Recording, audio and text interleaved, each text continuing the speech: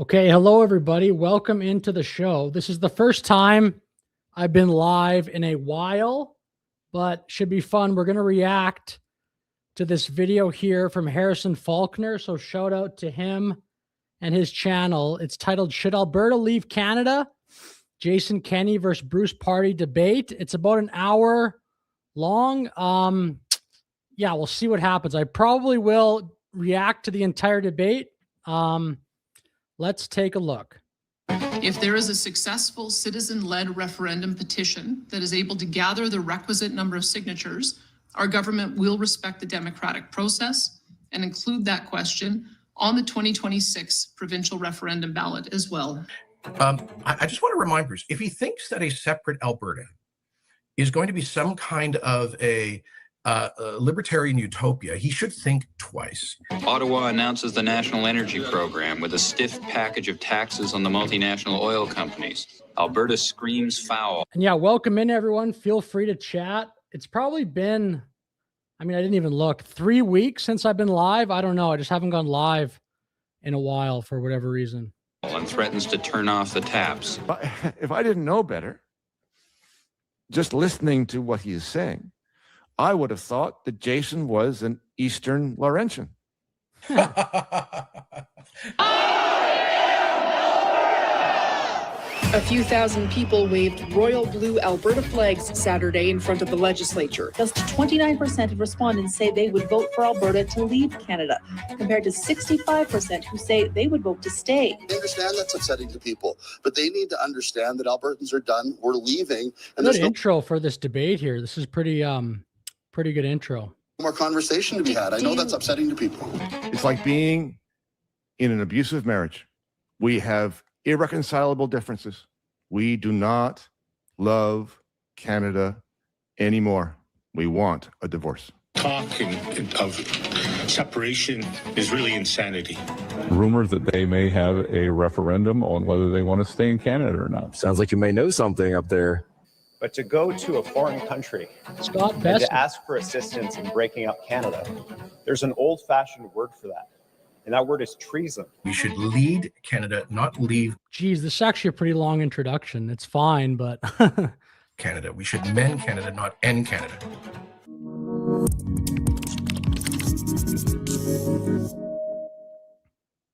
Hello, my name is Harrison Faulkner. The debate you are about to watch is one of serious national importance. Alberta independence is no longer just a fringe idea. True. A new Main Street poll found that 30% of Albertans would support an independent Alberta. As you watch this, Albertans are deciding whether to sign their name to a citizen petition seeking the requisite number of signatures to hold an independence referendum. Intentionally, the question proposed on that very petition will be the... I'm looking forward to the summer to see what happens with this, how much it ramps up, what sort of public debates there are. I think the polling will matter a lot more in the months leading up to the referendum question, assuming it'll be there, but yeah. Word for word resolution of this debate. Do you agree that the province of Alberta should cease to be a part of Canada to become an independent state? Arguing in... Ignorance is bliss. You're pro stay in Canada, right, Sleeping Giant? I think I've seen you in here before. Favor of the motion is Bruce Pardy, professor of law at Queen's University, a senior fellow at the Fraser Institute, and the executive director of Rights Probe. In 2025, Bruce Pardy published a Declaration of Independence for Alberta and has continued to be a prominent voice in support of Alberta independence. Yeah, Kenney was brutal, man. Arguing against the motion is the Honorable Jason Kenney, 18th Premier of Alberta from 2019 to 2022. Before leading Alberta as Premier, Kenney served as Canada's Federal Immigration Minister, Employment Minister, and Minister of Defense. Now, in the interest of full transparency, I am not an Albertan. I am a Federalist. But this is not about my position. This is about giving the people of Alberta a fair chance to hear both sides of this debate and make informed choices for themselves. Each participant will get an equal amount of speaking time, and neither of the participants have seen the questions I intend to ask them. Now, before we begin, I first have to thank the sponsor of this video. You've probably noticed that you can no longer access Canadian news on Facebook or Instagram anymore, thanks to Bill C-18. Bill C-11 is giving the government more control over online content. Now, whether you agree with these laws or not, it's becoming increasingly clear that what we can see and say online is being managed from the top down in this country. That's why I use private internet access. Yeah, I agree, Musics. I wonder who is being polled. The thing is, like, I do think it's, I kind of directionally believe in polls. Like if there are 10 in a row that show a similar thing, I kind of believe in a polling trend to an extent. But I think they can be off by like 5%. We obviously saw that with Trump 2016, even Trump 2020 and 24. The polls were off on all three of them. So I don't know, but I do think it's pretty difficult for polls to be off by like 15% consistently, 10% consistently. But who knows? VPN, like PIA, encrypts your internet connection and hides your IP address through a secure tunnel, protecting your data from hackers, your internet service provider, and yes, government censors. With PIA, you get access to servers in 91 countries in all 50 US states, so you can access geo-restricted content that's been blocked in Canada. Plus, you can protect an unlimited number of devices with just one subscription. Your laptop, your tablet, your phone, pretty much everything. PIA has over 30 million downloads and a proven no-logs policy that's been proven in court and audited by Deloitte. They are the most transparent VPN out there. So go to piavpn.com/Harrison Faulkner, click the link in the description, or scan the QR code on screen to get 83% off private internet access. That's just $2.03 a month, plus you get an additional 4 months free, and there's also a 30-day money-back guarantee. So this is a completely risk-free offer. Take back control of your internet freedom with private internet access. Thank you, gentlemen, both. Hey, let's go. Here we go. For agreeing to this debate of serious national importance, not just for Alberta, but for the country. The resolution. Yeah, I've never taken a poll either. And I wouldn't answer the poll. If someone called me, I'd be like, I don't think so. We've already gone over the rules, but I'll just restate the resolution here. I don't even know what happens. Do you get a phone call out of the blue from some random number? I generally don't even answer those phone calls. Do you agree that the province of Alberta should cease to be a part of Canada to become an independent state? Professor Bruce Pardy, you were arguing in favor of the motion. You have the floor for your 4-minute opening statement. Okay, thank you, Harrison. I'm an Ontario boy. I was born there. I grew up there. I live there. I work there. I don't want to see Canada destroyed. But here's the problem. It has already been destroyed. Canada has become impoverished, dysfunctional. True. Corrupted. This is the only part of the debate I've seen. This may be 2 minutes here from Bruce Pardy. And autocratic. Canada is broken. And it cannot be fixed. Powerful people in this country will not allow it. Alberta, to save itself and possibly save the country, Alberta must leave. And a lot of Albertans want out. Now, I don't pretend to speak on behalf of Albertans generally, but this group of Albertans I agree with. So I'm going to use the word we. We, because I agree with them. Now, maybe Canada was once a free and noble country. I'm not sure anymore. But it certainly is not one now. It's politically corrupt. Its institutions have been captured. It has become a leftist, woke, progressive, socialist country. Per capita, Canada is poorer than Alabama. It is almost as poor as Mississippi, the poorest state in America. And it has done that to itself. For sure. Canada's elites collaborate with foreign powers and global institutions. They sacrifice the interests of its people to plunder what remains of its prosperity. Has anyone seen this debate already? Let me know in the comments. I haven't seen it. I've only seen this opening statement and only about half of it. So I'm already into territory I've not seen yet. For a privileged class of public servants and private cartels, Canada has become a grift. The people are regulated, supervised, controlled, influenced, tracked, and surveilled, told what kinds of cars they must drive, how to carry their groceries, what medications they must take, how to speak, what to think, who to hire, taxed at work, at the store, at the pump, and in their homes. Canada is a managed society. Governments run the place. They have the people under their thumb. We don't want to live in this kind of country. We don't want to live in a progressive country.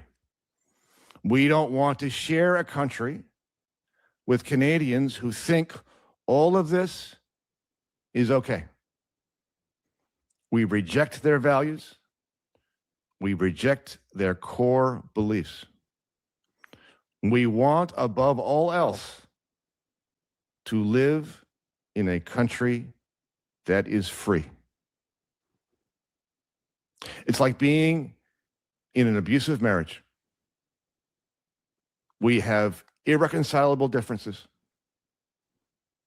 We do not love Canada anymore. We want a divorce. Over to you, Jason. That was a great opening statement. That was great. Mr. Kenney, you are arguing against the motion. Your opening statement starts now. Well, thanks, Harrison. I'll pick up where Bruce left off, which is love of country, because I don't think a country is a or should be a balance sheet. It's not simply the sum of a bunch of economic calculations of short-term fiscal or economic advantage. It is a country is a collection of mutual reciprocal loyalties to one another and to those who went before us, and indeed, I believe, is a kind of traditional conservative to those who will follow us.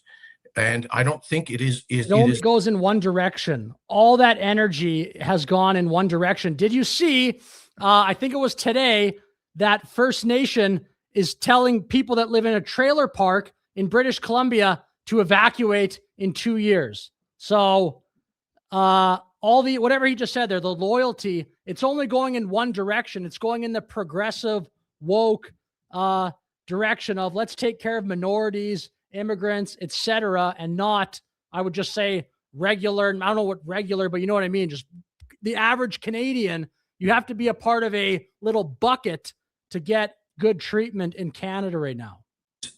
In our authority to destroy a country that we have inherited from our ancestors. And that's probably not even fully true. You basically have to be a minority and also be a part of the grifting class and have some sort of connection to federal power. And for which we have an obligation as custodians. I can say as a Albertan, I believe the vast majority of Albertans feel that way. You can hear it when they lustily sing "O Canada" at the hockey games. Despite the many problems in our domestic politics, some of which Bruce has enumerated, you didn't see Albertans booing Team Canada in the recent Olympics, but cheering on. This is a terrible opening statement. He is saying nothing. This is laughable. Athletes from Newfoundland to British Columbia as Canadians because they are Canadians, because there is people saying the national anthem, bro. Come on. A sense of meaning, value, depth, reciprocity, loyalty, and dare I say it, love of country that underscores all of that, that underscores any passing political problem. And for me, patriotism is and must be, at one level, frankly, unconditional. And I know that's a big claim to make. Now, my friend Bruce is a libertarian, and I'll let him speak for himself. But I think he's been speaking for, I don't know, 90 seconds. He said nothing. For him, the only real sovereign is the sovereign individual. I do believe that people come together through the generations over time to form communities, including national communities. So I don't want to, that's where I want to start, by saying that Albertans fundamentally do believe in Canada, its history, and its promise, while they are legitimately frustrated with current misgovernance from Ottawa. And the most beautiful reflection I can think of that deep and abiding patriotism is a effort of civil society, voluntary, local Calgarian. Yeah, it looks like, well, I don't know. I'm going to give both of them, I guess, the benefit of the doubt here and just wait. But this opening statement so far by Kenney, I would honestly give this a 0 out of 10. Who've come together over the past couple decades at something called the Field of Crosses on Memorial Drive in Calgary in Remembrance Week every year, to plant crosses and Stars of David, each of them with a Canadian flag, to memorialize a particular Southern Albertan who died in the defense of Canada in the Great Wars of the past century. So I feel we have an obligation to them to lead Canada rather than to leave Canada. And let me just look. Yeah, this is just a strange opening statement. I don't know if this is going to be like, I don't know this guy I don't know him personally at all, but it's just a strange way to open a debate, saying some people like Canada and its history. I say that everything that Bruce has enumerated, first of all, I think he, I agree with some of his critique. Massively overshoots the target with a lot of political hyperbole. The notion that we are an autocracy is, I think, objectively ridiculous. We are a liberal democracy, flawed though it may be. We have elections. And if Canadians, if Albertans don't like the government they have, they can choose new and different governments. I would point out, I don't like this fact, but right now, the federal liberal... Now at least he's making a point, though. Party of Mark Carney, which I oppose, I'm a card-carrying conservative, is very close to leading the polls in Alberta. And I think today would actually win an increased number of seats. So to say that those Albertans are completely wrong because they support the federal Liberal Party is, I think, the opposite of a democratic attitude. Okay, that is a good point. I mean, I don't agree with it, but you know what I mean? I kind of agree with it, I guess. A little bit. I agree with part of it, but at least he actually has a real point of view there. Like, I know Canada is a democracy. I do believe we do actually vote, all that stuff. Maybe some people don't believe in that, but I definitely do believe that we vote, all that stuff. Do you think the Conservative Party of Canada has a chance of winning in the future? I think for a bunch of reasons, a ton of immigration. I think a new immigrant, especially if you come to Canada and you're getting government benefits, there's a natural incentive there to vote Liberal, probably to vote against the party where they're more for free markets, although I'm not sure the CPC, as it currently stands today, is actually that pro-free market. They probably are a little more than the Liberal Party, but for that reason, the elbows up stuff, I don't know how the Conservative Party is going to win. So yes, there still are elections in Canada, but man, have you seen the polling lately? The preferred prime minister polling, Carney's at like 60, Poilievre is at 30. How is the right wing in Canada ever going to win again? It seems like there is 60 to 70% of the country that is never, ever going to vote Conservative. Maybe that's a little high, but between the NDP and Liberal, I'm not sure how the CPC is going to win again. And I do think that has caused a bunch of the tension and the rise up of these Western independence movements. Obviously, Alberta independence is by far the one carrying the torch right now.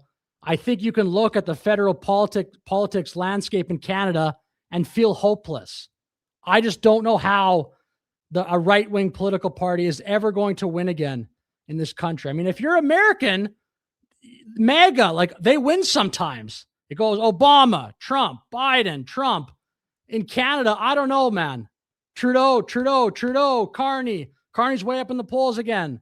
It shouldn't be like that. It's not healthy, I don't think, at a federal level for one political party to dominate like that. I would even honestly say that if the party I liked kept winning, I'd go, maybe let's give the other side a chance just for like morale of the country.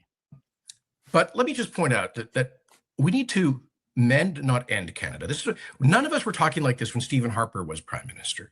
And if we go down, he was actually pretty good on this road, we risk not liberation, as Bruce says. You know, the government of Norway, which is roughly our size and population, spends more than we do, as do Sweden and Finland. And we would see a huge outflow of capital, of people, destruction of our real estate values, turning a constructive relation with Indigenous communities to an ongoing legal and political war with huge social disruption. All of this for a project that is supported by a marginally small number of Albertans. I think it's not worth the risk. We need to lead and not leave Canada. We need to mend this country, not end it. All right, well, now I didn't know what he meant when he said, I'm not going to go back, but when he said Norway spends more than Canada, I think he said, what does he mean by that? There's higher taxes? I'm not sure. Move this to the open question and answer period. The first question for you is this, Mr. Pardy. Mm-hmm. Alberta is deeply integrated into the interprovincial supply chains, most notably with regards to energy. An independent Alberta would still have to negotiate with the rest of the country. And so given the issues that are obvious within Confederation facing Alberta, and to get a good negotiation, how would an independent Alberta be in a stronger negotiating space than the province of Alberta? That's a good question. Right. And I think you're alluding to the objection that I've heard from many people, which is that Alberta is landlocked. So what are you going to do? You're going to have Canada on both sides and the US underneath you. And how is that going to work? And I think the answer is Alberta is landlocked now. Exactly. That's what I've been saying. It is surrounded by Canada now. It is Canada on both sides. And do you think the British Columbia government loves everything Alberta wants to do? Of course they don't. David Eby and the BC NDP party, it's not like they're the best partner as it is right now. Of course not. Especially on the west side, that is obstructing Alberta's access to exporting its goods. Obviously, I didn't know he's about to say that, but we're simpatico. Fact of the matter is that right now, Alberta exports, some very large proportion of its oil, for example, now some 90% to the US. And it will have its own border to the US after it separates. And so Alberta will be at least in as good a position independently as it is right now as a province. You've got a federal government cooperating with a BC government, cooperating with Indigenous groups to create an obstacle to allow Alberta to get to its products to the West Coast, in a new pipeline or as the case may be. According to the law of the sea, now I'm not a great fan of international law, but the fact of the matter is, the international law of the sea states that landlocked countries have a right to access ports on the ocean through other countries. Provinces do not have that right. And right now they are not being provided with that right. So I think on all counts, I'm not saying it would be easy. I'm not saying there wouldn't be negotiation. I'm not saying there wouldn't be conflict. But by all rights, Alberta as an independent country would have far better leverage to bargain both with the US and with allowing BC products through Alberta to get to the rest of the country, and to leverage this, this law of the sea right, as it would right now as a province. Right now as a province, it is dominated by federal jurisdiction over interprovincial matters.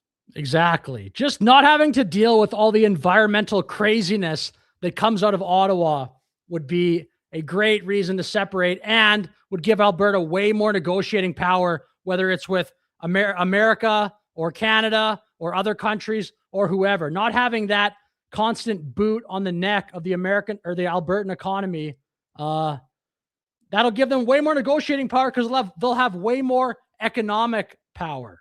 And it is the federal government and the BC government that are cooperating to frustrate Alberta's ambitions. They would be in a much better place to be able to take that situation and deal with it themselves. I'm actually looking forward to what Kenney says here. Mr. Kenney, you're free to respond. We're not landlocked. In fact, it is through the Constitution that we have guaranteed access to the coast, and through which we overcame BC government opposition and some marginal Indigenous opposition to get the federal government to complete the Trans Mountain expansion, which has been a huge benefit to Alberta and to Canada, increasing our export of to the global market of about 500,000 barrels a day of Alberta crude.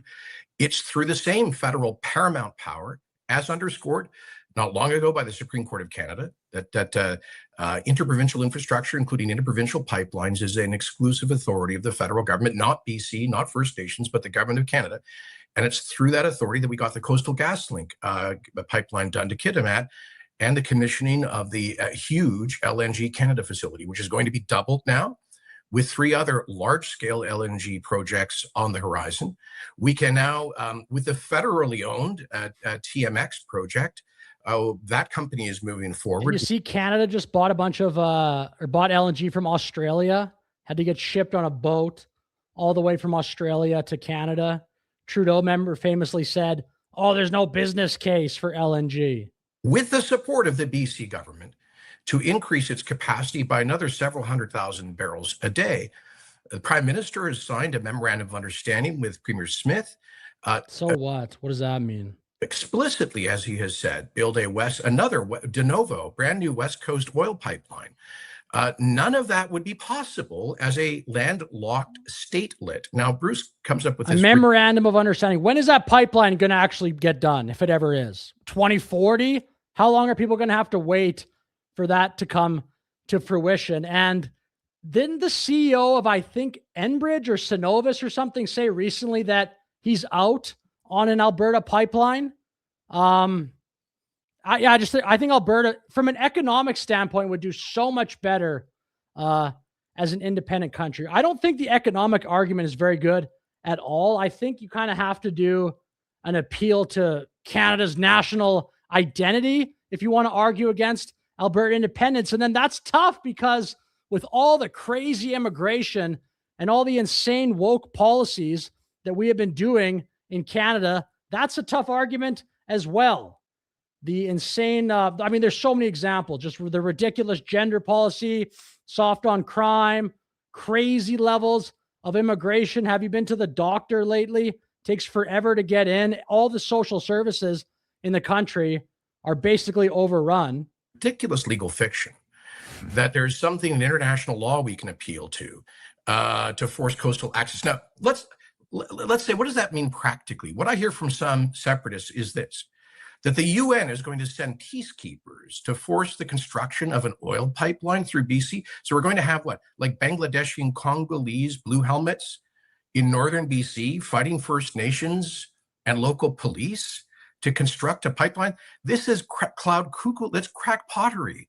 Is he saying that in a situation where there is an independent Alberta, or as is right now? I missed that, but whatever. I'm not going to go back. The reality is, yes, there are frustrations and challenges working through the current system. It needs to be further. That's so understated.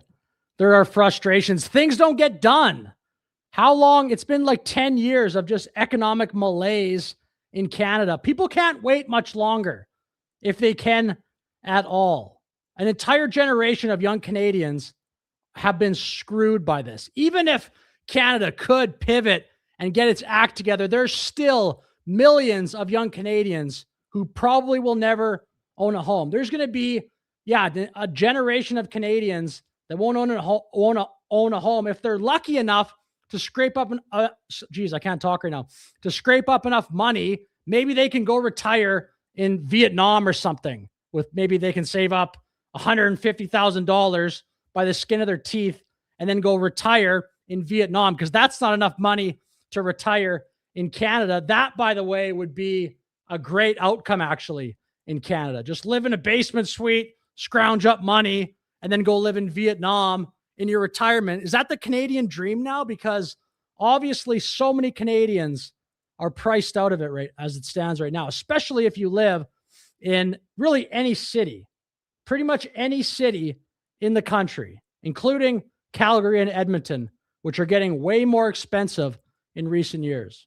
Rationalized and deregulated, but we have a federal government committed to that. And we Albertans should be prepared sometimes to take yes for an answer. We've been making the case for responsible resource development, for additional oil and gas pipelines and export capacity. And we're winning the argument. A supermajority of British Columbians and Quebecers, Canadians generally, say in poll after poll that they support more oil and gas pipelines. We got a lifting of the emissions cap in this MOU with the Carney government. We got a lifting of the clean electricity regulations. I got the Supreme Court to He kind of sounds like Carney. Overturn the Bill C-69 Impact Assessment Act. So is it perfect? No, but at least we are getting incremental, like significant increases in coastal access for oil and gas now. All of that would be shut down. And what the separatists say is, well, then we'll just block eastbound cargo, rail, and trucks coming out of BC, which means they block westbound exports. All of that is a recipe for total chaos and economic disaster, in my view. Mr. Kenney, this question is for you. Given that Albertans don't have the same proportion of seats in the House of Commons and Senate positions compared to other maritime provinces, along with having to bear the burden, the disproportionate burden, rather, on equalization, is Alberta not currently under a system of taxation without representation? No, we have yes taxation with representation. I believe the current equalization formula, and I'll admit some, I guess, shared culpability here, because the current formula was largely designed in or modified in Harper-era budget bills. But I do think it treats Alberta unfairly, which is why, as Premier, I held a referendum per a platform commitment on a proposed constitutional amendment to remove the equalization provision from the 1982 Constitution to allow Albertans to speak on that point. And what has happened since then? Now, having said that, let's imagine that we separate and we're a sovereign country. Now, the claim is that this is going to generate I hope this debate has a bit more back and forth, and it's not just sort of someone talking for a minute, whatever. This debate still so far has been enjoyable. That we're basically going to be living in a country of everything we want with no taxation, it's claimed. It's going to be massive reduces in our net tax burden. But here's the reality. When as a separate country, you have to take on board all of those responsibilities, including your own military, your own police, your own pensions, your own. Yeah, we know, but you have to also set that up for only 5 million people, not 40. Welfare state programs that Bruce may oppose, but most voters expect and demand. When you have to take on all of that and more. Okay, what he said there is actually true. And again, that's why the Liberals keep winning. There's so many people dependent on government in Canada. And like, I've said this before in other videos, I think the Liberal Party will win for 20 years in Canada. I don't think the CPC has a chance unless something drastically changes in Canadian culture, but I don't see that happening. When is it going to happen? In America, you see the culture change. It went from wokeness, then it came back. Now we'll see what happens with the 2028 election, but their culture changes. In Canada, it's just been one way for my entire life, and it's just getting more. And to the degree it's swung back, like eventually Trudeau stopped being popular. It only swung back, if it even did at all, a very little bit to Carney. The right wing in Canada, I don't think is ever going to get its time, and that's a shame. Our own foreign department, or eventually, maybe it will, but how long do we need to wait? 30 years? Embassies abroad. Well, let's look at analogous countries. As I mentioned earlier, Norway spends nearly 50% of GDP on government. They have a population about our size. Sweden's a little larger in population. They spend over 50%. Finland's a little smaller. They spend over 50%. So if you look at analogous... You're talking about taxation, I think, when he says spend. Welfare states, they're actually more expensive to administer than what we currently have in Alberta. That implies higher net taxes. As Professor anyway, I'll keep playing Trevor Toome, who I think is a very fair, balanced guy. He was on Premier Smith's panel on federalism. He has concluded that there would be a significant net increase in taxes for Albertans. So pulling, at one last point, Harrison, it's important to acknowledge that equalization I definitely disagree with that. I think there would be a tax cut in an independent Alberta for sure. Funded by the federal government, not by the provincial government of Alberta. So Alberta there's no check that we can stop writing to Ottawa. It is reflected by the fact that we have higher incomes on average. Quebec artificially reduces its fiscal capacity through games around their hydro market and so forth. Those things can and should be fixed. I hope would be by a future. Hey, but when are this is the problem. When is that going to be fixed? When is Quebec going to agree to stop doing that? Will it be next year? Will it be in 10 years? Will it be in 45 years? Or will it be never? Because I think it'll be never. Why would Quebec do that? If Quebec has that little gimmick where they sell hydroelectric power to their citizens at a subsidy, why would they stop that if they think that's to their advantage when it comes to this equalization formula? Quebec, which has way more people in it than Alberta, and more power for sure at a federal level, isn't just going to go there and say to Ottawa, you know what? The Alberta separatists are correct about equalization. We will now change the formula so it properly reflects our hydroelectric power. That's not going to happen. Government, but it doesn't require tearing up the country and assuming all of these additional costs in order to do so. Your response, Professor Pardy. As Jason well knows, Alberta is the wealthiest province per capita in the country.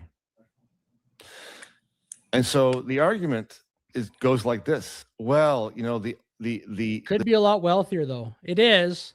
I don't think there's been crazy economic growth though in recent years. It definitely still is though, the wealthiest. And then Saskatchewan behind. Then there's a big drop after those two. The wealthiest province, which is a net contributor to Confederation, cannot make it alone economically without the rest of the country hanging on to it. That is patently absurd. Alberta will be just fine. And in fact, that argument that goes, you know, you can't make it without me. That's exactly what the King of England said about the 13 colonies way back when. Now, 13 colonies had some rough times, but everybody know what happens eventually. So I'm not saying there's going to be no difficult transition here. There's risk in everything. But what we've got here is the possibility of a wealthy province with a very healthy GDP per person to get out from under the thumb of a confederation that is corrupted, inefficient, and full of red tape, getting in the way of what Alberta wants to do. And I know exactly, Jason must know this personally through experience about what kind of an obstacle the federal government and the system of confederation is. He spoke about loyalty. Loyalty goes both ways. Exactly. That's what I was just saying. It does, but not in Canada. It goes in one direction. Tell that to the people, again, that got that eviction notice, that live in that trailer park. I think it's a trailer park in whatever, somewhere in British Columbia. That was like today or yesterday. Hey, you got to leave in 2 years. Some of those people are senior citizens, like 80-year-old people, leave in 2 years. The loyalty goes one direction in Canada, high taxes, slow healthcare. Pierre Poilievre tried to recently talk about how a lot of newcomers to Canada, even some people that have their asylum claims denied, get deluxe healthcare benefits, better healthcare than me and you. The loyalty goes one direction in Canada, and it goes towards, like, if you're in this little bucket, if you're a newcomer to Canada, if you're a First Nations chief, if you're whatever, maybe a government worker, I don't even know if all the government workers would go in that bucket, but like the higher up ones would. But anyway. And the reason that many Albertans have come to the position that they have is that the Canadian government, the Canadian system, has failed to show any loyalty to them. Sure, Albertans have been terrific Canadians, but they are in a system that does not adequately represent them, does not represent them fairly. If you're talking about seats in the House of Commons, you're talking about the system of seats in the Senate, you're talking about the Constitution, the way the Constitution works, the equalization system. Jason's observation is quite right about taxes. We have a progressive tax system in this country. They are federal taxes. Everybody is subject to the same rates. It's just because people in Alberta are wealthier. But what Albertans are saying is, we're tired of this system. We are tired of being the wealthy ones that get taxed and have that money collected by the federal government and sent to other areas of the country. We don't like it anymore. Sent to other countries, literally, when Canada has a ton of problems. More money to Ukraine, more money to whatever, developing nations like crazy. Who are not going to show loyalty to us and fix the system that we have been complaining about for a long time, then we are done. All of these things. Exactly. That I feel that so strongly. Where's the loyalty to just an average, hardworking taxpayer? It's so crazy. I've been trying to get an allergy test. Why does it take months in Canada to do that? You pay a bunch of taxes for free healthcare. Doesn't even work. That we're talking about, whether it's equalization, the Senate, the structural problems in this country, they've been talked about for a long time. Jason mentioned the referendum. Albertans voted on a referendum about equalization. They voted in favor of getting rid of it by 62%. What has happened? Exactly.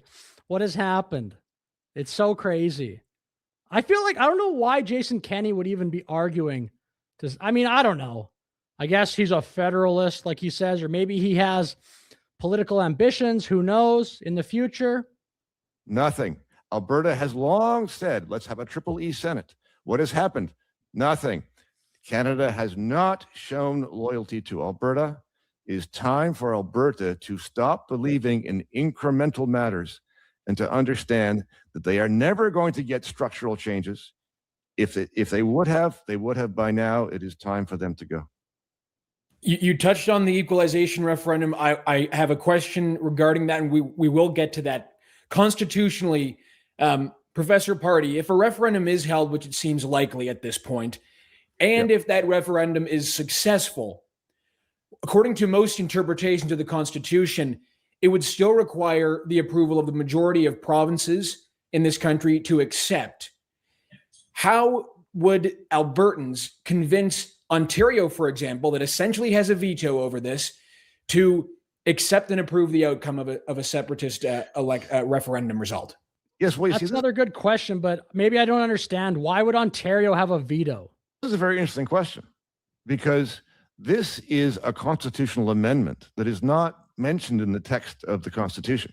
Just because it's one of the provinces? Is that what he's saying there? That, because I mean, you could obviously in theory get more of them, although of course those Atlantic provinces, any province that's a have-not is clearly incentivized to say, nope, you're staying. The Supreme Court of Canada. That would be so messy though, right? Like that very well could happen though. That world where referendum goes yes, Alberta independence referendum in the fall this year. Say it like it's successful.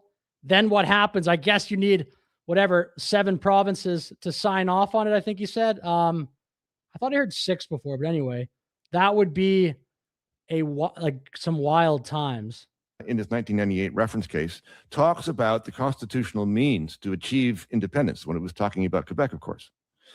It does not say that formula is required. What it says is, if a province passes a referendum on I do think, though, related point there, I definitely think there will be a referendum question in the fall. I do think that There will be 177K signatures, although I saw a couple posts, I highlighted them in a recent video of people saying like, hey, don't be complacent was the message of some posts. I saw Mitch Sylvester had that video yesterday about some issues with First Nations groups, some court rulings or whatever, court injunction, I think is what he said. But I do think that, so whatever, I think there definitely will be that question asked. There's going to have to be a massive blitz, and I think there will be.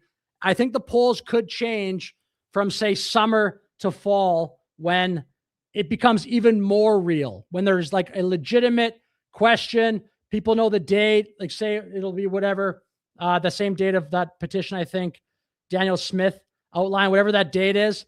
I think the polls have a real chance to even get closer to Alberta independence winning in the lead up there. I think there will be a lot of discussions like this one, hopefully some even in person, that I think could change a lot of minds. Clear question, and a clear majority approves of it. That triggers an obligation to negotiate. And that negotiation, they say, is a political negotiation, not a legal one. In other words, it's up to you folks. And they quite explicitly say, we're out. Don't come running back to us. This is a political negotiation. And there will be expectations about the kinds of things you will talk about. But they also make very clear, they say this in words, they say, there will be, in these negotiations, there are no conclusions predetermined by law on any issue.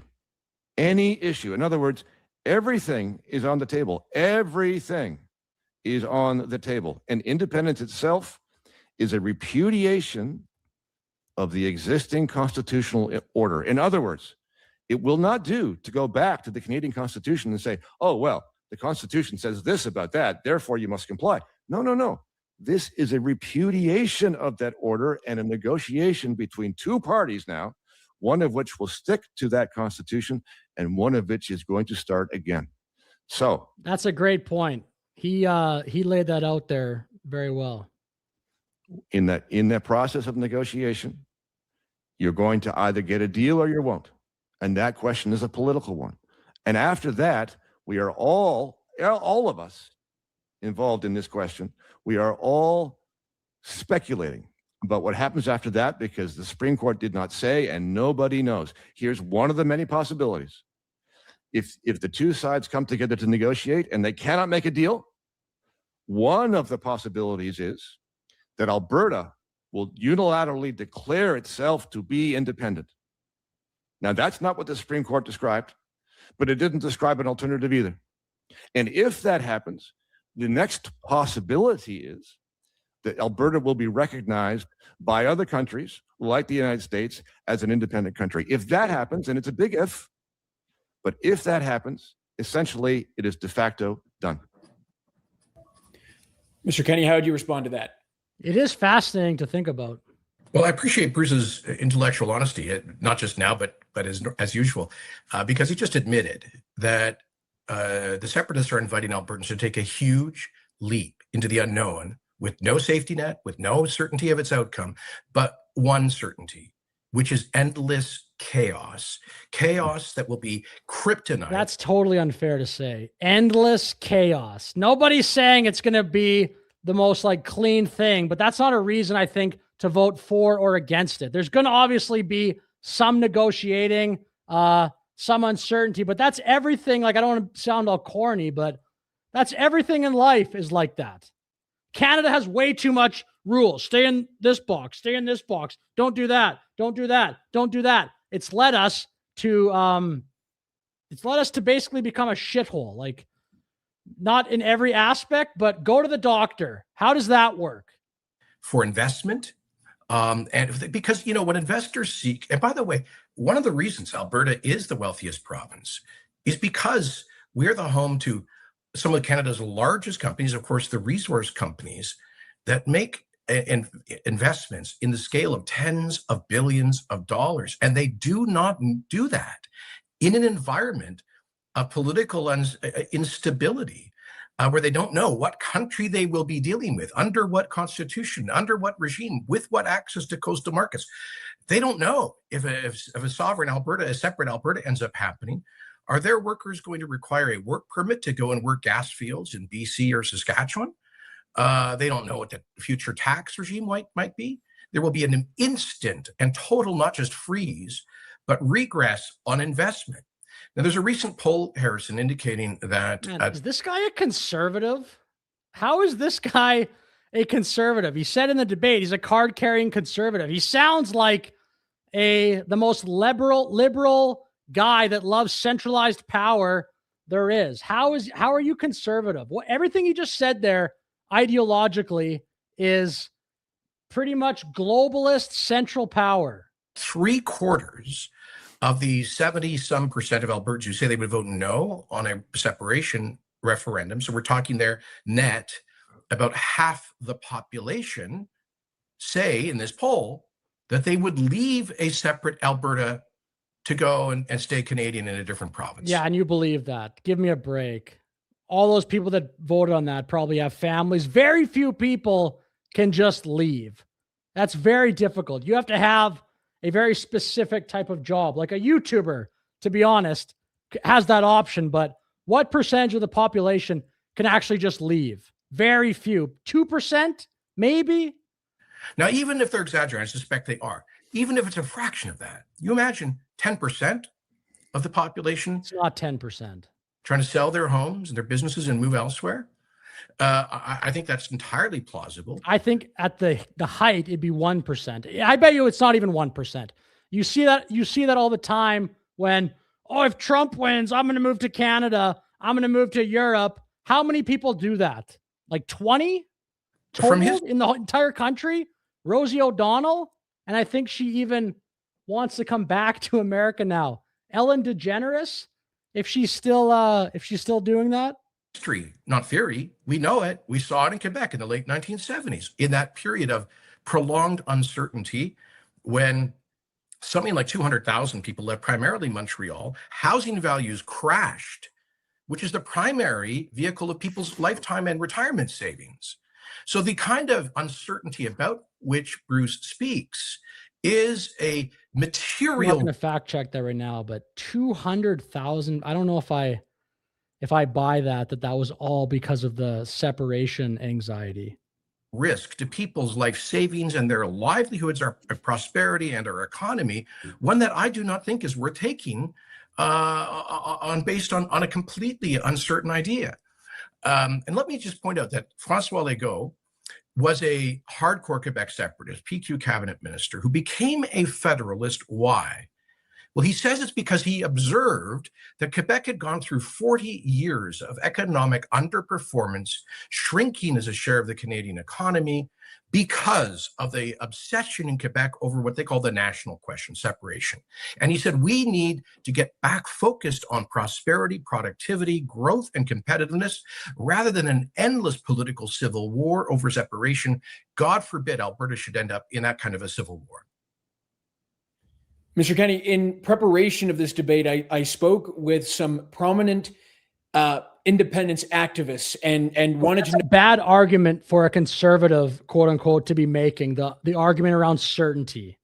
You just sound like a big government liberal that wants clean lines drawn around life, which again, ideologically, I don't agree with, but most conservatives shouldn't agree with that. Conservatives are about free market, personal liberty, things like that. If there was a question they had for prominent federalists, and the question that they gave to me, and I received it multiple times, was simply this. When has the federal government actually helped Albertans get ahead? And they want sort of some concrete examples there. Well, and this is a good riposte to some of Bruce's earlier remarks about Alberta never getting what it demands. It's true, historically, Harrison, that the deeper, older version of what we'll call Western alienation was because, to be honest, Alberta and Saskatchewan were sort of afterthoughts in Confederation, created in 1905. And Bruce is right, they were given an inadequate Senate seat allocation, and they didn't have their control over their own mineral resources, for example. But Alberta started to, as it emerged as a new province, started to raise these and other concerns. And in 1934, One, the critical natural resource transfer agreement, which gave to Alberta and Saskatchewan ownership over their subsurface mineral rights, upon which we have predicated our modern wealth through the oil and gas industry. Fast forward to 1982 in the patriation of the Constitution. Peter Lougheed demanded as a condition precedent for Alberta's support for patriation of the Constitution, the inclusion of Section 92(1)A of the Constitution Act, which says that the regulation of the production of natural resources, including oil and gas, is the exclusive authority of the provincial legislatures. So we want exclusive authority there. More recently, I pressured and Justin Trudeau into the completion of the the Trans Mountain expansion, which has been a game changer for our oil industry. Jean Chrétien, a Liberal Prime Minister who had no more than, I think, 3 seats in Alberta, approved every single major oil sands mine and SAGD project and actually incented them with tax credits, which is why we have doubled oil production in Alberta. We went from 2 to over 5 million barrels a day, thanks largely to projects approved and incented by the Chrétien Ottawa government. And now with the MOU that Premier Smith has signed with Prime Minister Carney, lifting the emissions cap on the oil sands, lifting the clean electricity regulation, and getting a commitment to a coastal pipeline. There are I just gave you in 2 minutes, half a dozen examples of when and where we are focused and constructed. Yeah, some of the examples were from 1930, whatever the other one was, long time ago. Constructive and lead. We don't need to leave to make progress. We need to carry on with the same and it starts and ends, Harrison, with creating allies across the Federation. We lose when Alberta is isolated. Look, if people were serious about trying to get Alberta to stay, they would end equalization tomorrow. It's just that Quebec and all those like Atlantic provinces wouldn't like that. But I think that should be the first one. It's so obviously stupid for Alberta to be paying equalization payments to Ottawa and then they go to Quebec. That's so ridiculous, especially with what Quebec does with hydroelectric. It's such a racket that still happens. If people, again, I just don't think they're going to do that because they want the equalization payments. They like that. And a lot of those provinces, I'm sure, have become just used to it, accustomed to those dollars. But if they were serious and they actually wanted to treat Alberta with respect, they just end equalization tomorrow or as fast as humanly possible. All the politicians would go there and say, okay, we got to stop this. Alberta's right. This equalization is insane. Let's figure out a way to end this as quickly as possible. Get the legislation started. That's not going to happen. It'll be little breadcrumbs. Oh, here's this little MOU. Here's another little thing. Alberta, just shut the fuck up. We'll give you this tiny little win. So all the separatists can go away for another 20 years. And alone, we win when we find coalitions of common interest across the Federation. That's what Brownlee did in the 30s, Lougheed did in the 80s. That's quite frankly what I did. Again, Kenney sounds like a liberal. If this is the Conservative Party in Canada, like the Western Independence, Alberta Independence cannot come fast enough. I've been making that point too. Say the Conservative Party of Canada wins an election. Say they finally figure their shit out and actually win. Would things get better, or would it be more of the breadcrumb approach? They treat Alberta like, I don't even want to say the analogy I'm thinking of, but they treat it just like shit. Like, here, you get a little bit of stuff here. Now you can shut up. Just keep paying us though. With some of these issues. And that's what we need to continue doing. You can respond to that, Professor Pardy. How is he a conservative? Canada has gone so left-wing that even the conservatives sound like liberals. Yes, and that's exactly the kind of thing that has not worked. In this country, we have, and I'm not speaking about Jason in particular, but I do think that in this country, we have earnest Canadian conservatives who think that the problem with this country is bad policy. And in my opinion, the problem is much more basic. This is a managed country. Yeah, like, okay, I hope he's going to say what I was saying before. We'll see. Governments manage the people, manage the economy, manage the money supply. Totally. And that seems to be what Jason Kenney is defending. The conservative. Canada has way too much central management. Healthcare, the food production, speech, education, the interest rate, housing, the price of cheese, and essentially everything else too. He's so correct. And all those ideas are deeply anti-conservative. Those are globalist, central control, liberal ideas. The big, like the Liberal Party ideas. Picture here is that the Albertans that I've been talking to are fed up and they do not want to live in a managed country anymore. In other words, me too. That's, oh my gosh. They do not accept the role of government in their lives the way that it exists in this country. Look, I know I'm going to sound maybe like a broken record when I talk about healthcare, but I was just recently in Asia.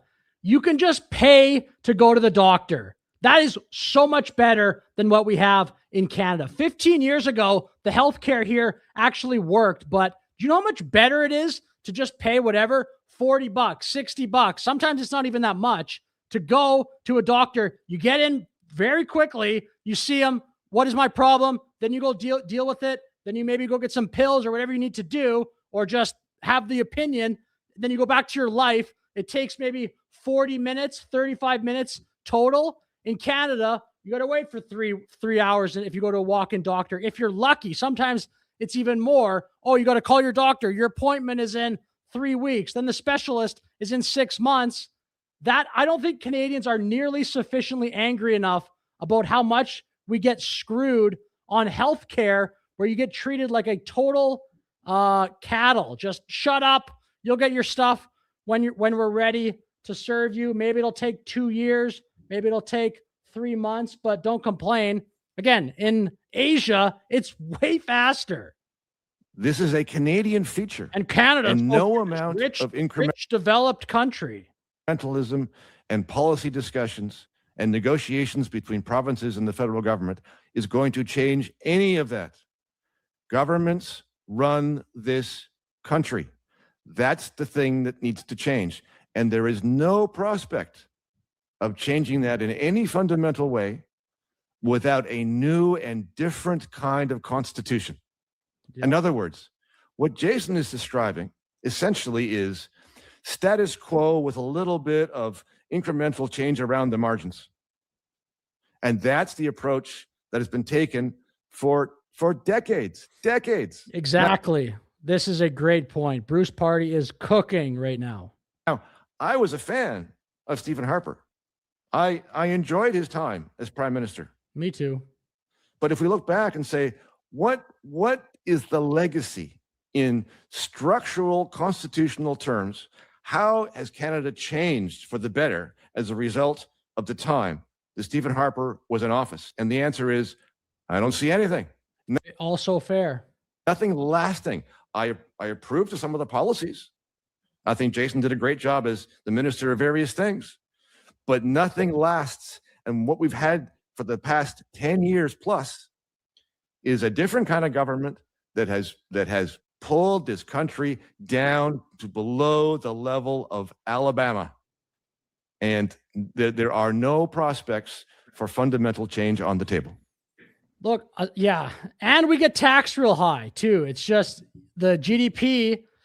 Again, if you were in another country, like say Asia, like I said, anyway, I'm not even gonna make that point because that's kind of specific to my situation or someone like me who works on the internet. Never mind. I'll just continue on. Mr. Pardy, this is something you've written about, and many Alberta First Nations have publicly stated that they will refuse to recognize an independent Alberta. Who cares, bro? You propose that in a free Alberta, Aboriginal rights should not exist. Is it at all possible for there to be an independent Alberta without the consent of its First Nations? 100%. 100%. Let me go back to the words of the Supreme Court. Supreme Court said that in negotiations that follow a successful referendum, there will be no conclusions predetermined by law on any issue. So the vision that I and others have for an independent Alberta is a country that has at its root the principles of Western civilization as reflected in its legal system that we have failed to do in Canada. Yes. And how about we're all equal? Enough with the you're here. First Nations are here. Newcomers to failed asylum seekers are here. Women of color are here. Trans people are here. How about we're all the same? I cannot stand this any longer. This has been my entire life, actually, that I can even remember following politics. It's this group here, this group here, this group here. Like, I know probably when like 30, 40 years ago, people would have never even thought of this stuff on a daily basis. You just go about your life. That person has different skin color. Who cares? I'm not even going to think about that. Go through my life. I know a dumb leftist would say, well, that's white privilege. It's not. That is, first and foremost, the idea of blind justice. That is, the same rules and standards and laws apply to everyone. Yes, come on. Without regard to who you are. That, by the way, again, is a conservative idea, I would definitely argue. We'll see if Jason Kenney agrees with that. Regard to your race, without regard to your sex, without regard to who your parents are, what culture you come from. At the time that treaties were made, there were two groups of people. There are not two groups of people anymore. And if Alberta is to be a country that is governed in accordance with this fundamental principle of Western civilization, blind justice, equal application of the law, equal protection of the law, then it is untenable for any group of people to have different special rights compared to anybody else. Even the left used to agree with that back in the day. People like Bill Maher, you'll hear him talk about the colorblind society and how the left used to agree with that. The left clearly wants to see color now everywhere.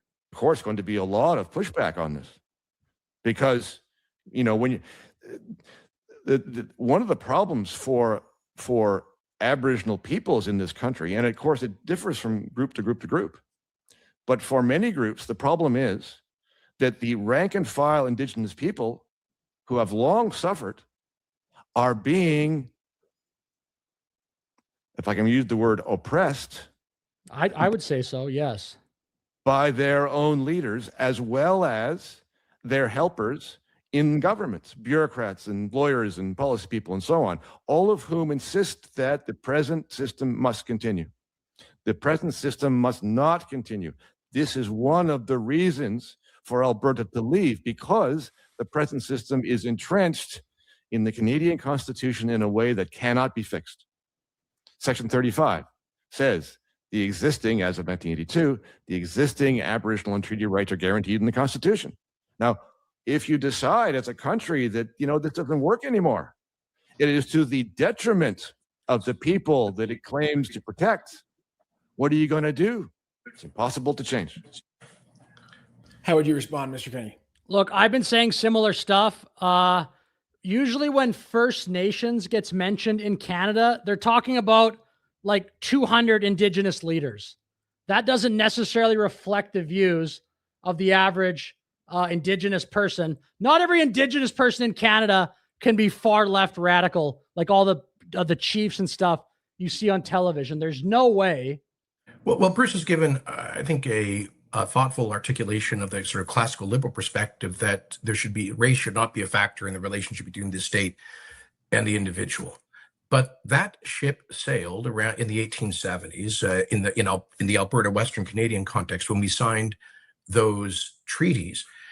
That cannot, and what Bruce is articulating, I think he's, by the way, there's an internal debate, Harrison, or an internal disagreement amongst pro-separatists. I think Bruce is being the intellectually honest one here. There are others who pretend that Alberta could somehow seamlessly assume the treaty obligations and there's no fuss. I think Bruce has been absolutely right. If you create a separate Alberta state, it is de novo. It's a blank slate. And that implies Section 34, obviously that Section 35 of the 1982 Constitution on Indigenous rights is extinguished. And I think it also implies the treaties are extinguished. There's one very big problem with that, which is the counterparties to the treaties. Those treaty rights holders, those bands, or as we now say nations, who signed those agreements in perpetuity, are not simply going to abandon that. And that's why they have raised. Well, who is the current system working for? Have you ever been to a First Nations reserve? Have you ever been to one? It doesn't look that great for the average person, to be totally frank, that lives there. Maybe the chiefs, maybe the top of the pyramid are enjoying it because they get a lot of benefits or whatever. They get these high-paying jobs and things like that. But man, I don't think it's working very well for the average person there. And again, if you think you agree with this listening to this stream, but if you disagree with this, go to a reserve, go to one and tell me what you think. There's maybe an exception, but the ones I've been to, it's quite sad, actually. A lot of them don't have running water, clean water, and it just doesn't look like a place that's that fun to live. The strongest possible opposition to the concept of separation, because they see it as implicitly an extinguishment of their treaty rights, of their status, and they are not going to abide it. Now, here's the practical reality. Bruce can make, I think, articulate theoretical arguments, but here is the real world, concrete reality, that if we go down that road, we will move from what is, I think, broadly a very positive relationship between Alberta First Nations and the private sector and with the Alberta government to one of... How is it positive? Who's it good for? I see it being good for chiefs. Constant and serious conflict. There will be endless litigation, and certainly much more than that, social and economic strife. Right now, Harrison... And the argument about let's just keep things the way they are so we don't have more uncertainty. He sounds, again, like a liberal that loves power, loves centralized power and rules and regulations. Nobody go out of these boxes. Almost all of the Alberta First Nations are not just support, but are active participants in the oil and gas industry, for example. I never found any opposition as premier to this stuff. And many of them own their own oil and gas companies and service companies. And it's a fantastic relationship. It's a perfect no, but there's tremendous support.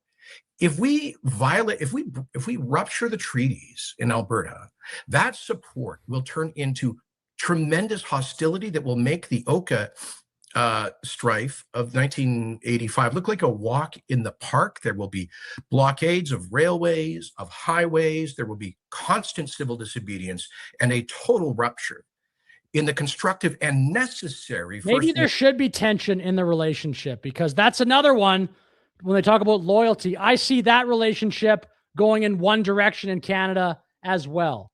More for the chiefs, and not necessarily when it benefits everybody, all constituents, Indigenous, non-Indigenous people, etc. And I don't even think, by the way, the average Indigenous person is being helped that much by the current setup.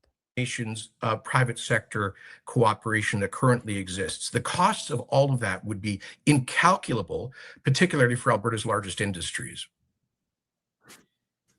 So after the Financial Times reported that several leaders of the independence movement who are pushing for the referendum met with the U.S. government to seek $500 billion in a line of credit to assist in separation, BC Premier David Eby, as you will all know, characterized those actions as treason.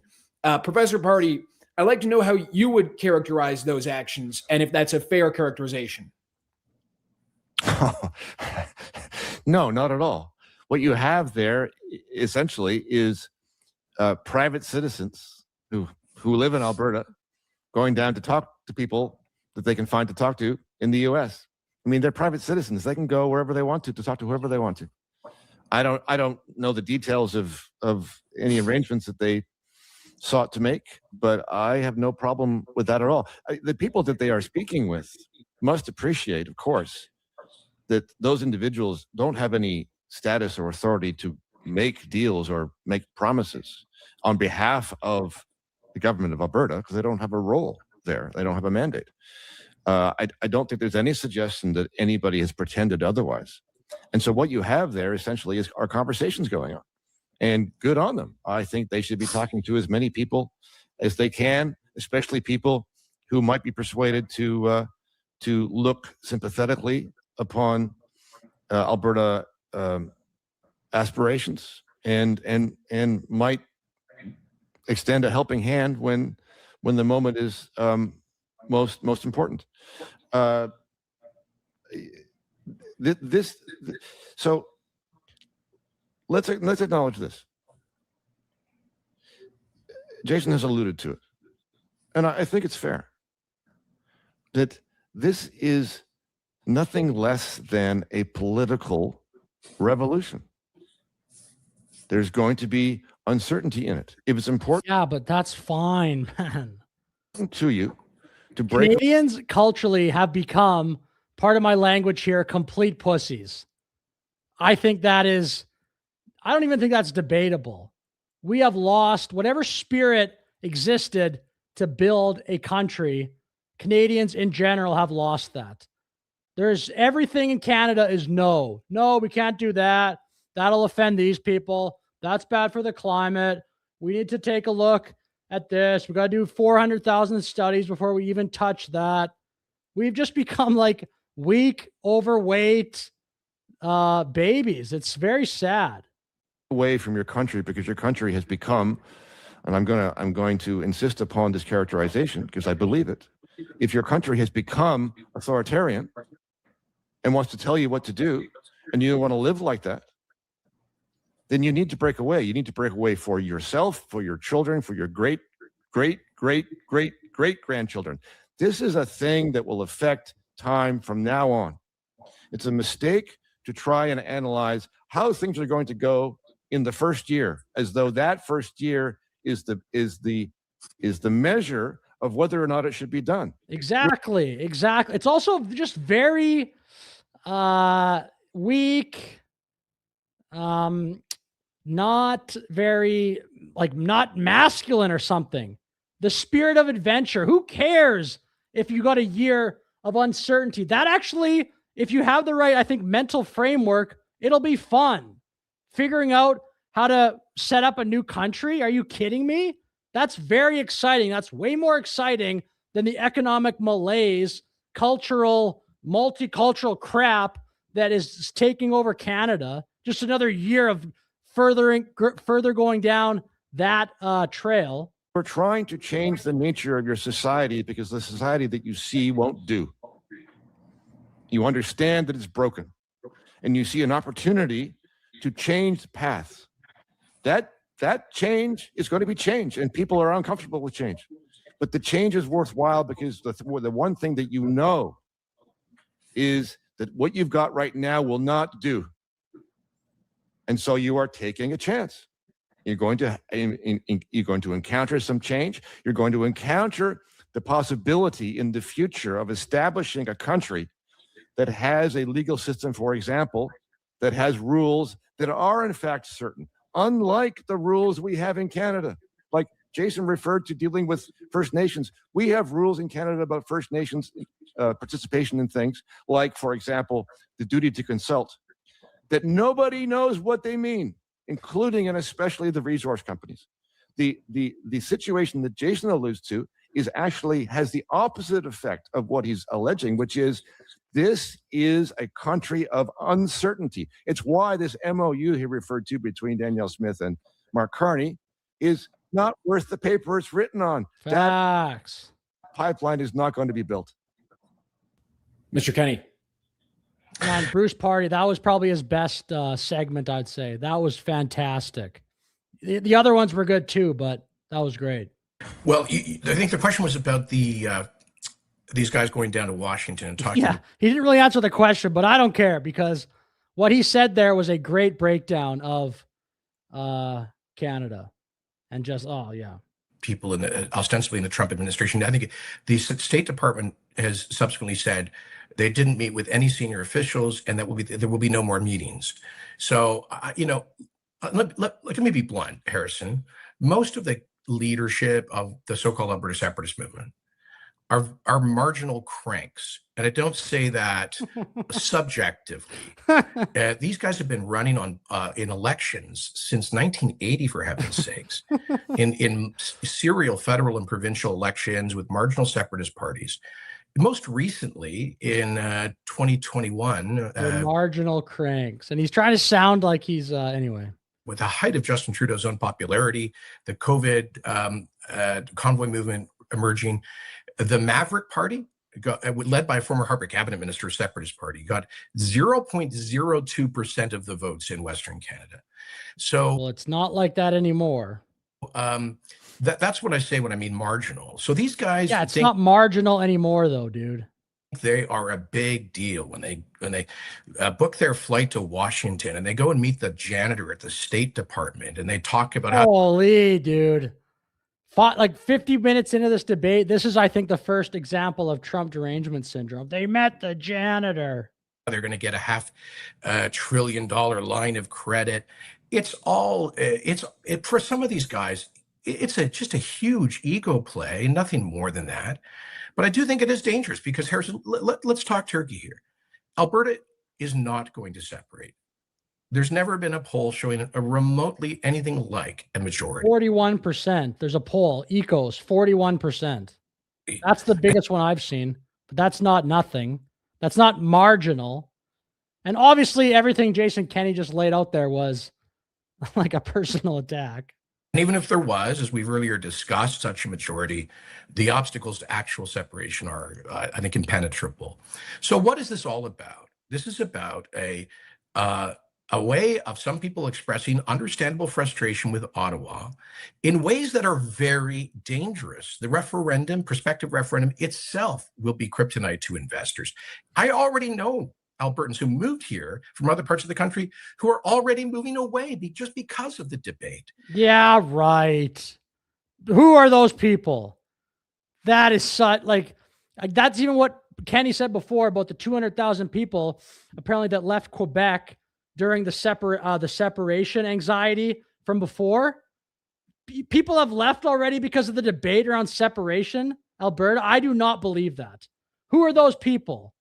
And is that actually true, or do they actually leave because they got a job at they got a job offer somewhere or something?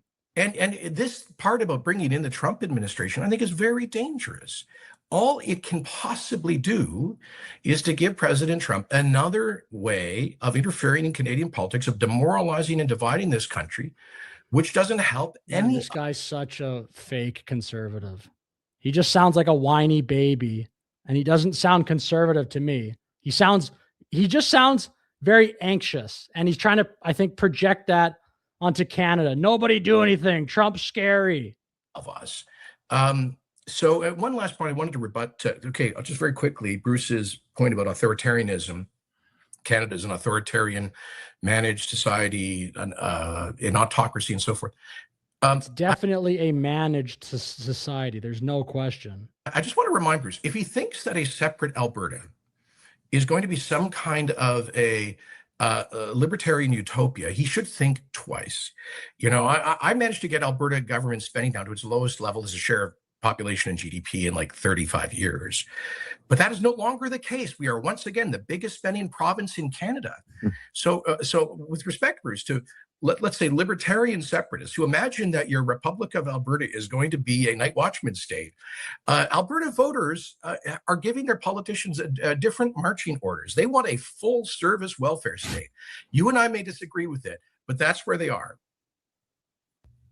We brought up the equalization referendum, and I think this is a good time to... It is true that Canadians have become way too dependent on benefits from the government, but... Talk about it. As you brought it up, and you mentioned that nothing actually came of that referendum, due in large part, I think, to the constraints of the Canadian Constitution, Mr. Kenney. Does that not simply reinforce the idea that Albertans are being taken advantage of with very little recourse to change anything within Confederation? No.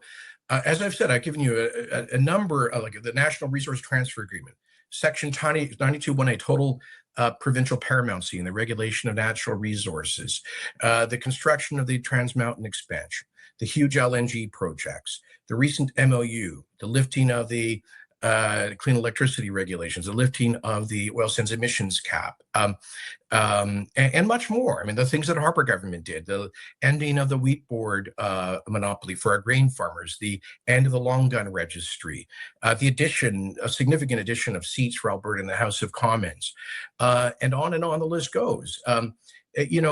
So Alberta, when it makes a pointed effort and creates allies and makes the argument, wins.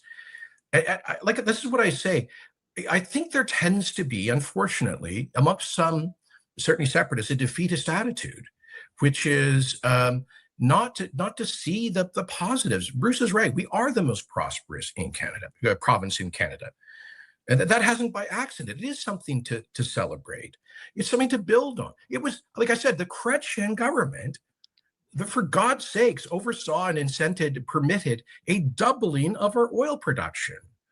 We have Mark Carney, the author of the environmental book Values, saying he wants a West Coast pipeline, trying to sell oil. He wants a West Coast pipeline. And the Chrétien government, when is he referring to? Like the 90s? Things from the 90s? Gas to India right now. So, is it perfect? No. But when we put our shoulder to the wheel and when we are united, when we create alliances across the Federation, when we make the case about how Canada can be more prosperous by responsibly developing our resources, we win those arguments. And by the way, like I see, as far as I can see, the biggest political obstacle we have right now, which is totally, which is completely pure, like an imaginary one, is David Eby in the BC government. He has admitted that he has no legal or constitutional authority to impede or block an oil pipeline. So let's not allow some Vancouver. So when's this pipeline going to be built? It's just, when is it going to actually happen? All this optimism, the MOU, where's the pipeline? Green socialists rhetoric targeted to his base to drive us out of our country. Now, Professor Pardy, before I let you respond to that, I want to just flip the question on its head and allow you to respond, but just to say that, is it not proof that because the equalization referendum didn't prove to be successful, that a successful independence referendum wouldn't suffer the same fate? Fortunately, the rules are quite different for the independence referendum as opposed to a referendum on any other constitutional question. It's sort of ironic because the independence question is more serious than any other question. And yet the Supreme Court has laid out exactly what the criteria has to be, which is good. So no, I don't think that's likely to happen. So the referendum that Danielle Smith has described to take place on October the 19th with her list of constitutional questions, those constitutional questions are likely to lead nowhere, just like the equalization referendum. If Albertans approve some of those questions, like abolishing the unelected Senate, that's not going to change anything. The unelected Senate is not going to be abolished. It's the same thing with the equalization referendum. So those questions lead nowhere. The only question that leads to something concrete is the independence referendum. But to the larger question, I mean, Jason Kenney is like a billboard for Alberta independence. If you look at him, listen to him speak, and then go, wait, he's conservative? When do the conservative opinions start coming from Jason Kenney? If you close your eyes, or if you didn't know who he was beforehand, you would think he is a Democrat from America or whatever, a liberal from Canada. Probably not NDP, but definitely a liberal person. If I didn't know better, just listening to what he is saying, I would have thought that Jason was an Eastern Laurentian. Okay, that actually is crazy. I did not know he was about to say that. That's twice that's happened now. I've said something, and then Bruce Pardy has essentially said the same thing that I said immediately after. That's so funny. He's correct, though. Which part of Jason Kenney's statement is conservative? He seems very averse to change. He seems to love rules and regulations. He has this rosy view of how Alberta gets treated by Canada that I would argue is very inaccurate. And he's cherry picking a few things on a massive timeline, by the way. He went back to 1930 to pull some of his examples. He's almost like, yeah, Jason Kenney is kind of, I think a billboard for Alberta independence, because even if the Conservative Party can win, you get someone like Jason Kenney, what's that going to help? He is advocating an Eastern Laurentian perspective on this, wherein provinces like Alberta go to the federal government and say, please, sir, may we have some more? Exactly. Little breadcrumb. Okay, here's an MOU. Here's an announcement. You should be good for a while, right? Because it is the federal government that decides things. And Alberta, and as well as other Western provinces, do not have adequate representation in the center. Facts. This is one of the complaints they have long made and long been refused. The fix has long been refused. And so what you have to resort to is going to plead with Ottawa and the other provinces to please be nice and to give you, what you want. And not all of that would vanish if you were, of course, an independent country. True.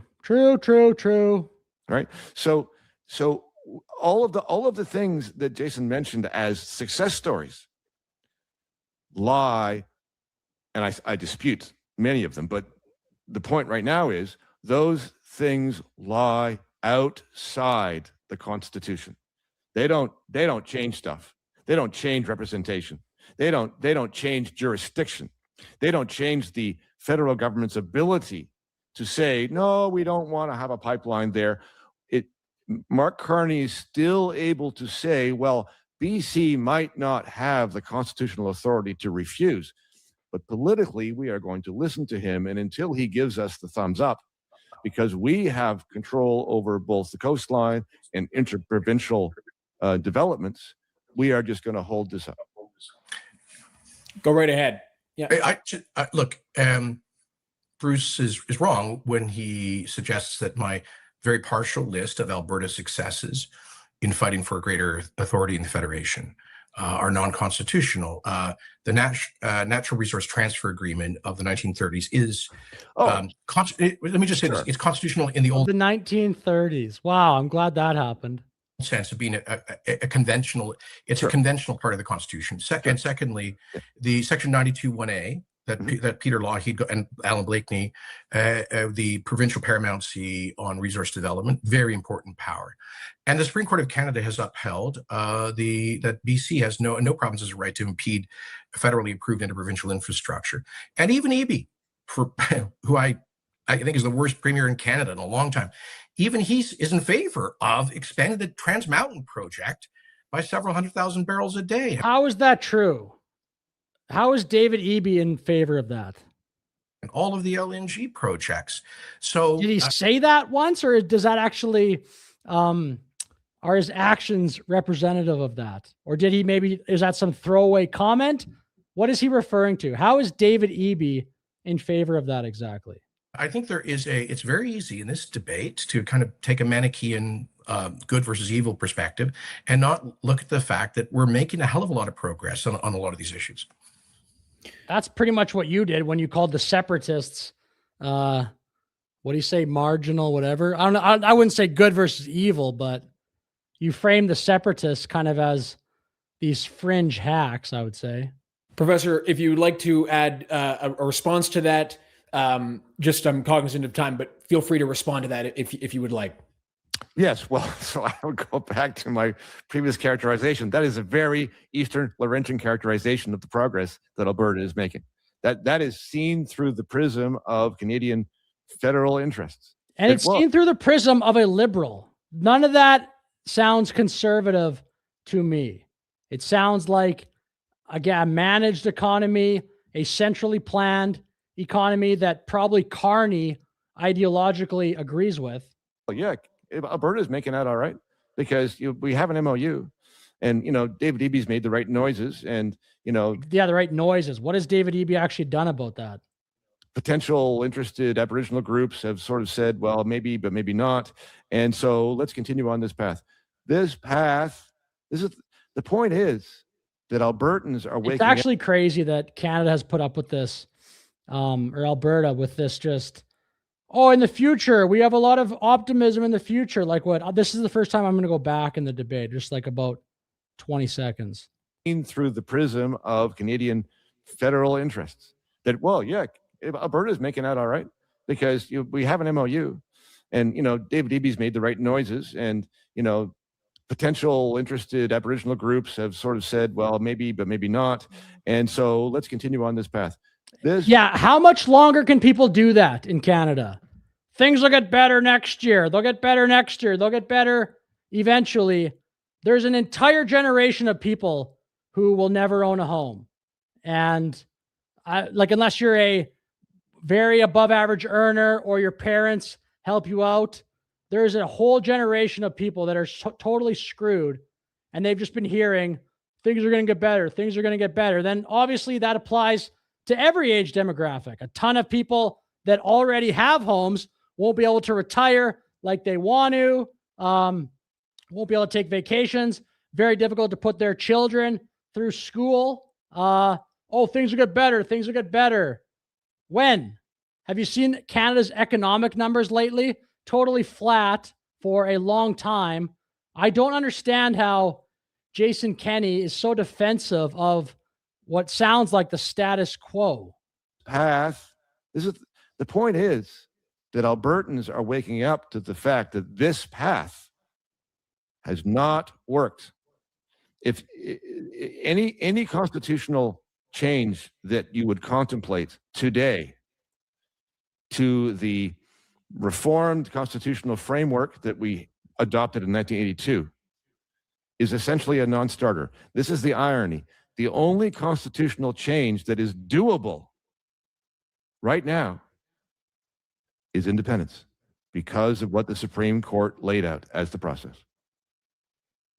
We'll put an end to the Q&A open debate section here and move on to the closing statements. I'll just restate the resolution. Do you agree that the province of Alberta... Good video though so far. That was fun to watch. ...should cease to be a part of Canada to become an independent state?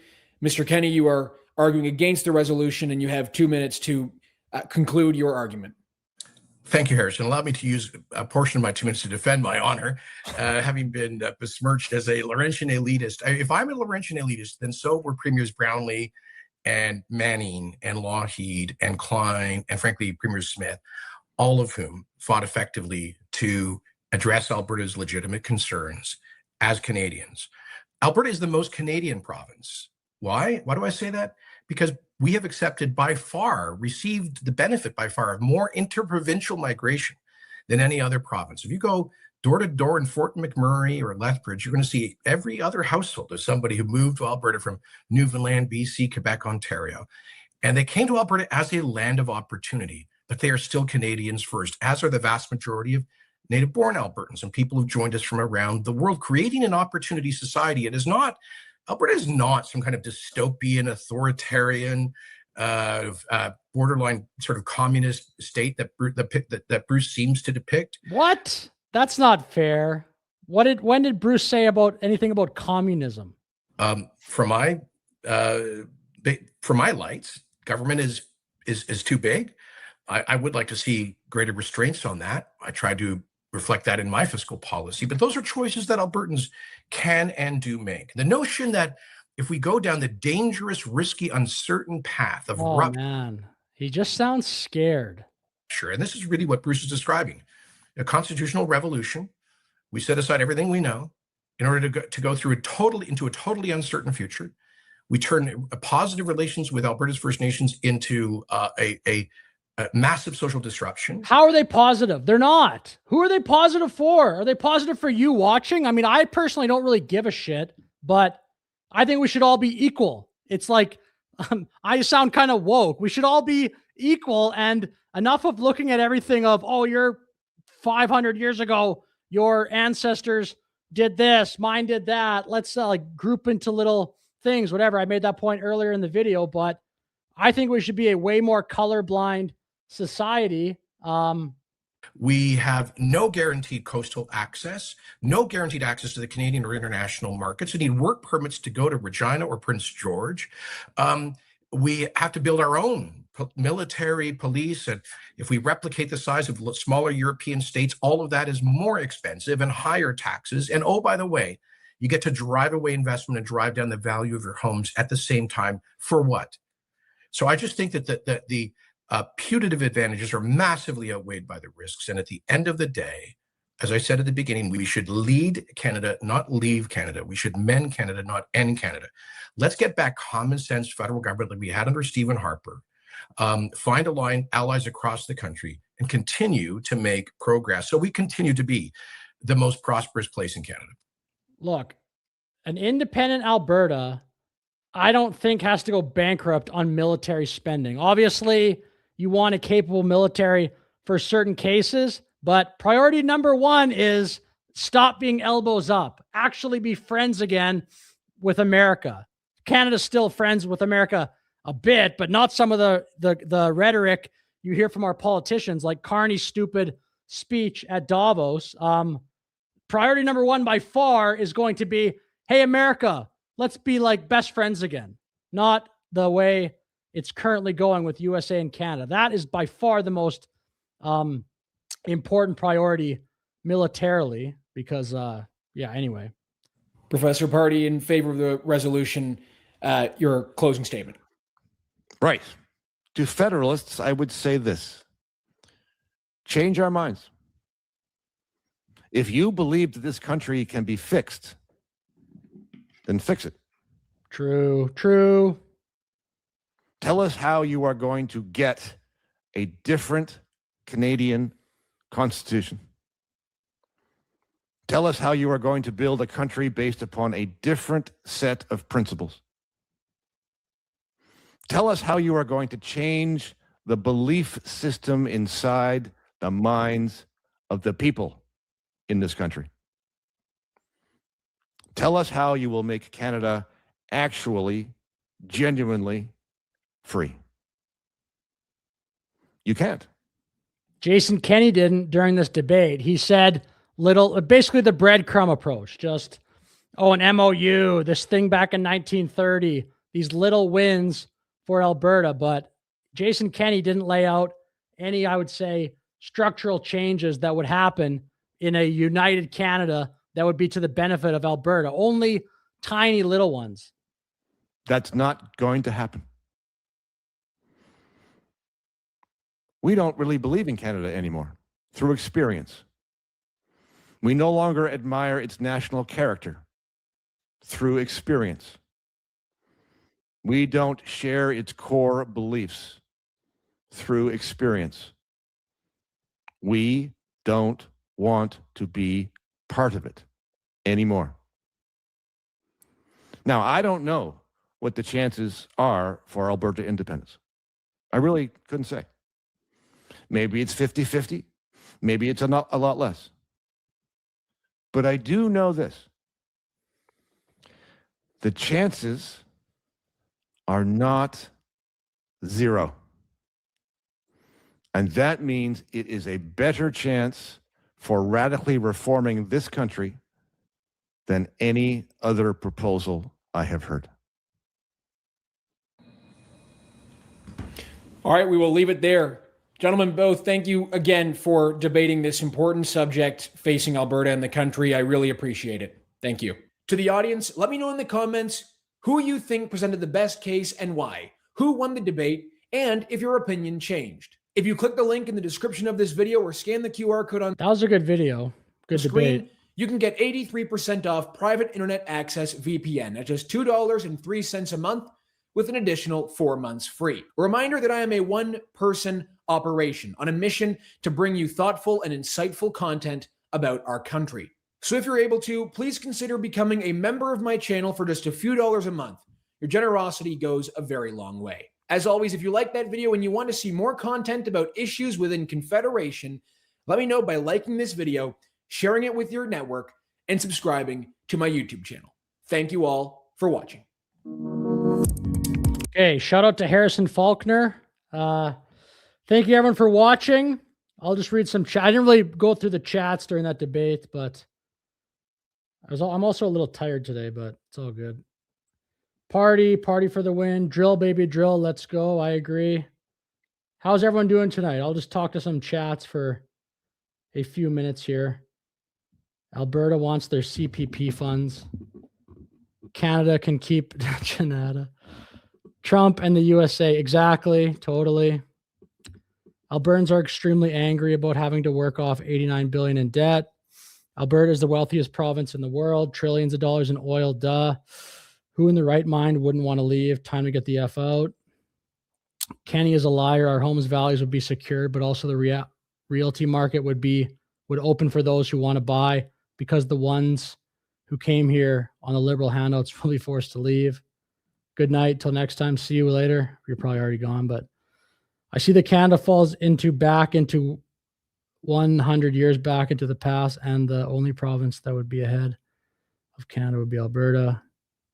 Alberta will, yeah, exactly, make America a priority. Run for a seat in Ontario, Kenney. I can't believe he's a conservative. That's so crazy. He doesn't sound like a conservative at all to me. I hope they're NDP members that left. Sick of my hard-earned money going to the clown show. We should take the national parks and the military bases if they won't accept. Yeah, for sure.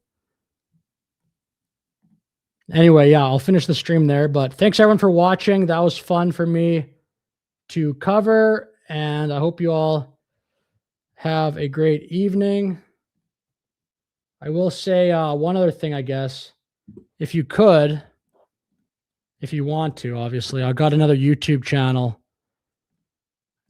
that I'm trying to get off the ground here. I have two now, but this is kind of my third one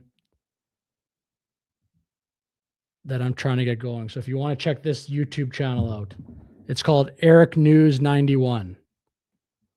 If you want to like and subscribe and watch some of the stuff there, that'd be helpful to me. It's pretty, like I barely get any views over here, but I'm trying to get that one going so that I'll have 3 channels because, yeah, anyway.